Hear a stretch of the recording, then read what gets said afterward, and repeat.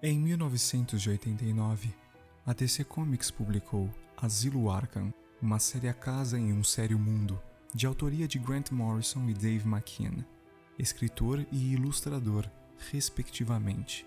A obra surgiu como parte da iniciativa da editora Karen Berger de buscar mais artistas britânicos para revitalizarem personagens da casa com obras maduras e provocativas.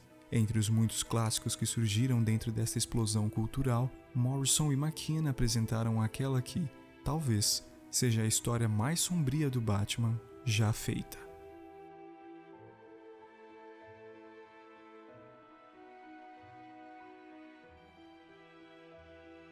Asilo Arkham é celebrado até hoje entre os fãs do Homem-Morcego, surgindo em um período muito prolífico para contos e sagas icônicos do herói, como O Cavaleiro das Trevas, A Piada Mortal e Ano 1, todos considerados clássicos incontestes, que apresentam uma versão mais séria do personagem, lidando com temas adultos em narrativas mais sofisticadas. E ainda assim, Asilo Arkham se destaca como uma das mais tenebrosas, se assemelhando muito mais a um conto de terror do que um suspense policial ou um filme de ação. Em um pós-fácil para a edição comemorativa de 15 anos da graphic novel, Grant Morrison diz que concebeu a história como uma exploração psicológica do Batman, buscando uma abordagem visual mais próxima do onírico do que o realista, se distanciando assim dos outros clássicos aqui citados, que buscavam fundamentar o personagem no mundo comum o máximo possível.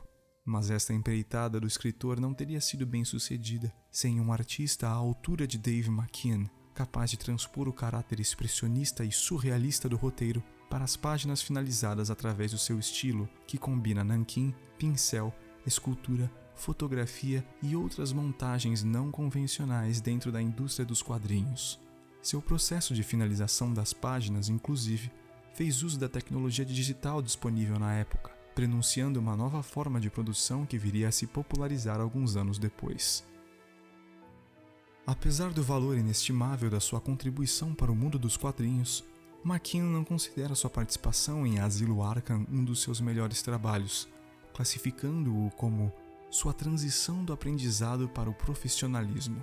O artista se encontrava relativamente no início de sua carreira com os quadrinhos mainstream, tendo antes realizado 2 graphic novels com Neil Gaiman, Violent Cases e Orquídea Negra, além das capas de Hellblazer.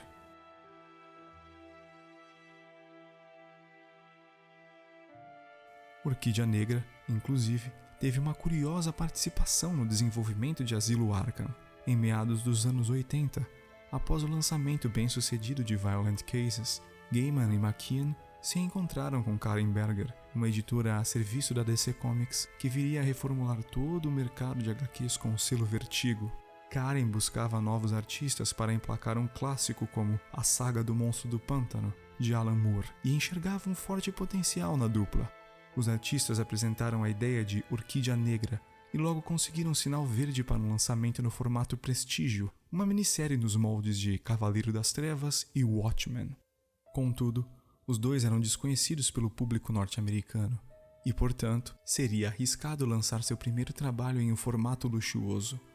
A maneira encontrada para contornar essa questão foi encomendar outras 2 HQs, onde cada um deles se juntaria a um outro artista já estabelecido na indústria para criar seu nome antes do grande lançamento.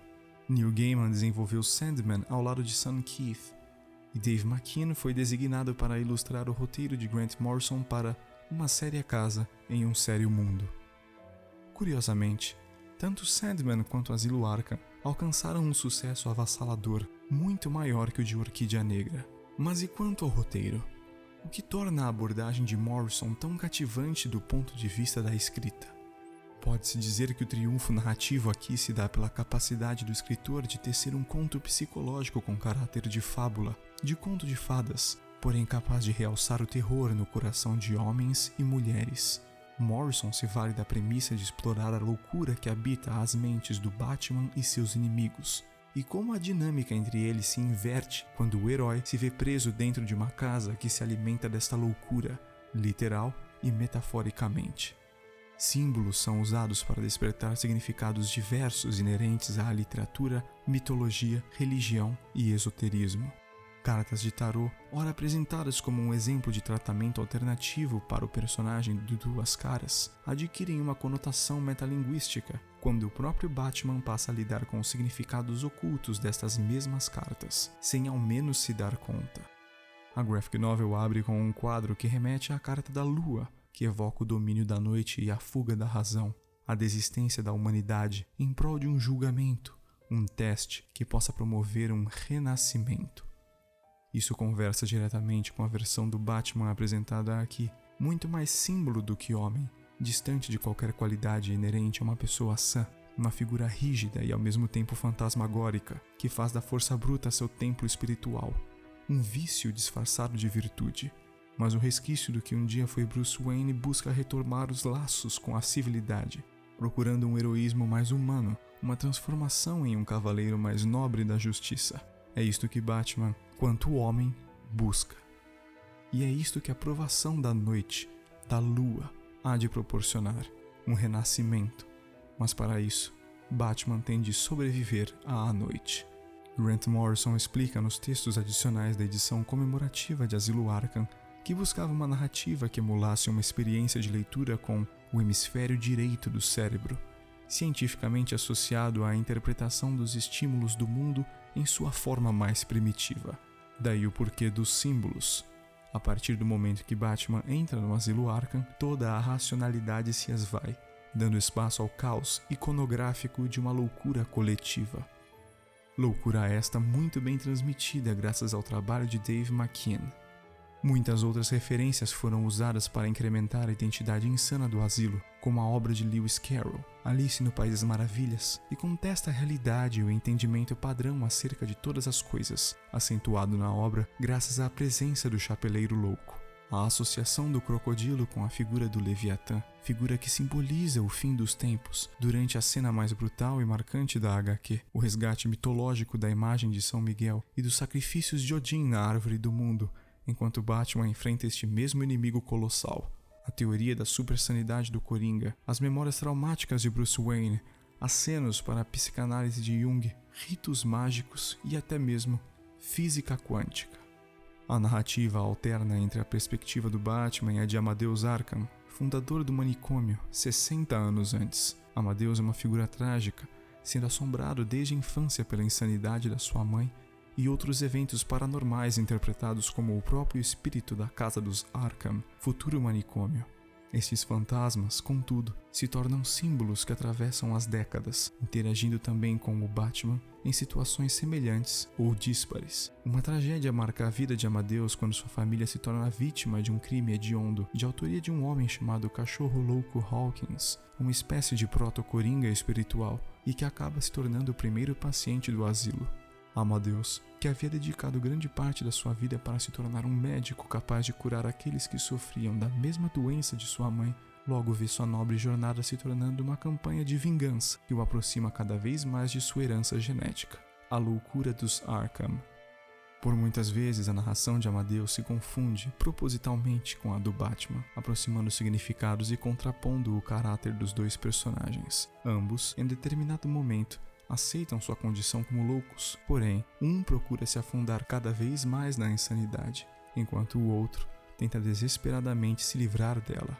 Isso abre espaço para uma reflexão acerca do valor iconográfico do morcego como sinônimo de autoridade entre os lunáticos e como o nome Arkham luta para usurpar esta posição.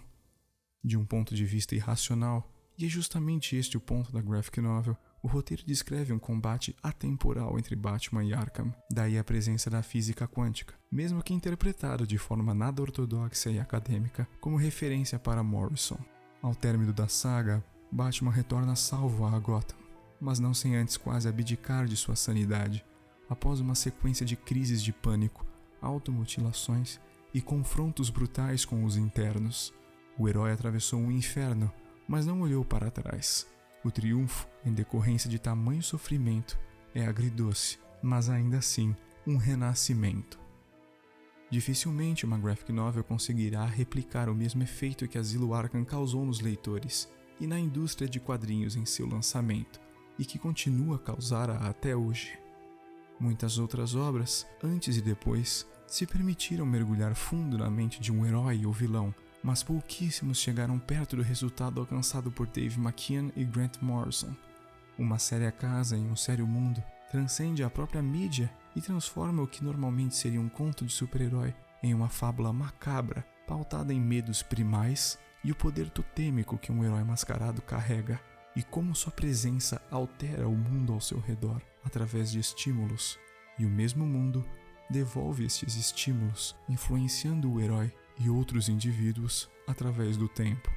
Asilo Arkham é o tipo de história que, muitos anos no futuro, poderia ser confundido como lenda ou parte de um folclore local e que poderia muito bem ser passada adiante entre pessoas reunidas ao redor de uma fogueira. E aqueles que escutassem a história saberiam que, por mais tenebrosa que a noite possa parecer, com seus lunáticos escondidos e à espreita, se ouvissem um bater de asas, estariam seguros, pois um dia o morcego enfrentou e dominou a noite. Pois um dia o morcego se tornou a noite.